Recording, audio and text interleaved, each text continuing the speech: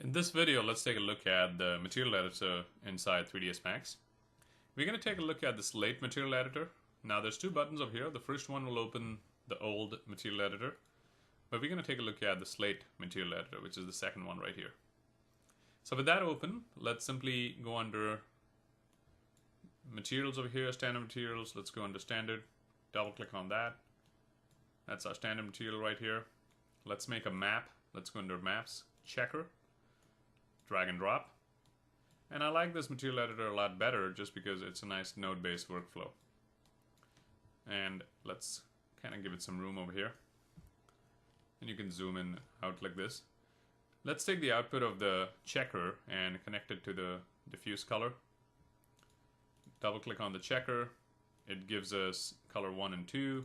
For color 1, maybe we can have like a nice little green over here.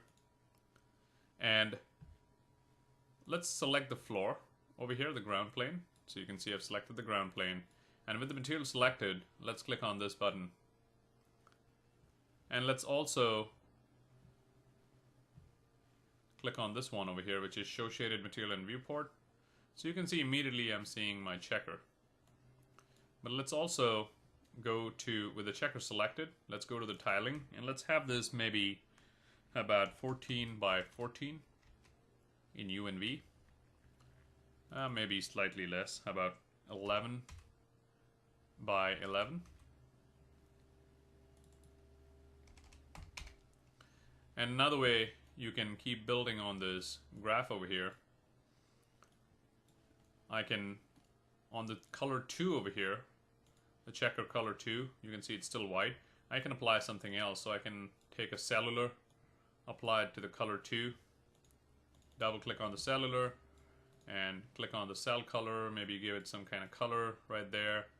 And I can definitely give the cell size, kind of take it down, maybe fractal, and you can see some kind of thing over here.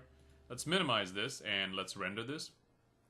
So there you go, that's what I'm looking at. And if you don't like the green at this time, we can definitely go and change that. So double click on the checker again, take this green maybe to kind of like this slightly different color, maybe right there, or we can have another map on that. So this is how you'd start building your node networks over here inside the Slate material editor, which is this guy.